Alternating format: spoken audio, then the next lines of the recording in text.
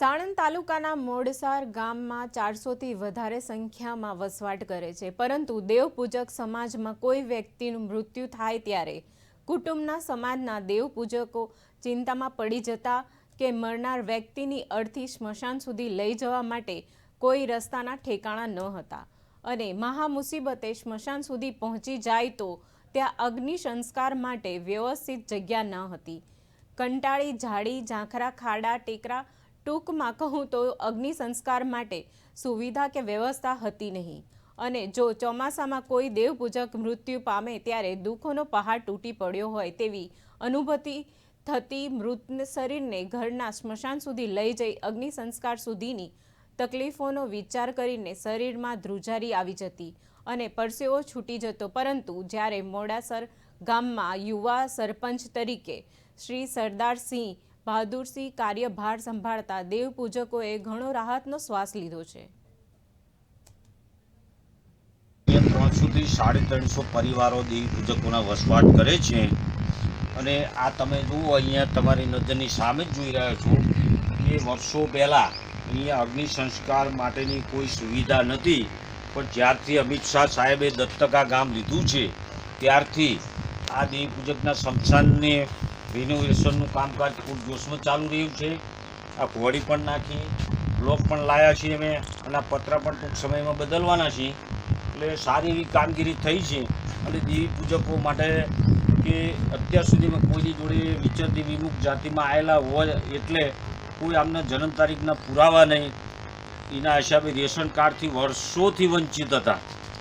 પણ અમિત શાહ સાહેબે દત્તક લીધા પછી 126 રેશન કાર્ડ દેવી પૂજકોને આપવામાં આવ્યા છે અને અનાજ પણ મળે છે અને કે પ્રધાનમંત્રી રાહત યોજના છે, આયુષ્માન ભારત છે, દરેક સુવિધાઓ મળી છે દેવી પૂજકોને। અને આ ગામની આ બધી સુખાકારી અપાવવામાં મેઇન ભૂમિકા યુવા સરપંચ વિપુલભાઈ બહાદુરસિંહ સોલંકી તેમજ પહેલાં ડેલિગેટમાં રહી ચૂકેલા જગમલસિંહ અનુભા સોલંકીનો બહુ મોટામાં મોટો ફાળો રહેલો છે। અને તમે નેટ ઉપર સર્ચ કરી પણ જોઈ શકો છો કે મોડાસરમાં જે દેવી પૂજકોનો લાભ મળે છે એ આખા ગુજરાતમાં ક્યાંય મળતો નથી। 72 વૃદ્ધા પેન્શન દેવી પૂજકોને મળી રહ્યા છે। યસ, માત્ર ને માત્ર વિપુલભાઈ સરપંચ અને માત્ર આ બધી સુખાકારી યોજનાઓનો લાભ અપાવવા માટે મોડાસર ગામના યુવા સરપંચ વિપુલસિંહ બહાદુરસિંહ સોલંકી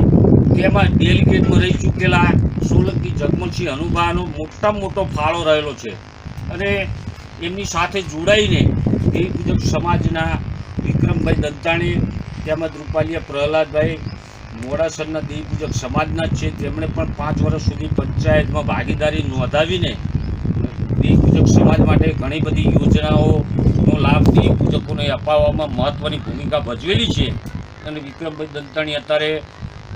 પંચાયતમાંથી નિવૃત્ત છે અને અત્યારે હાલમાં હું પ્રહલાદભાઈ રૂપાલિયા સાણંદ તાલુકામાં બક્ષીપંચ મોરચાનું કારોબારી સભ્ય છું અને હું આજે પણ બાંયધરી આપું છું કે મારાથી જે કાંઈ મહેનત બનશે સમાજનો વિકાસ કરવા માટે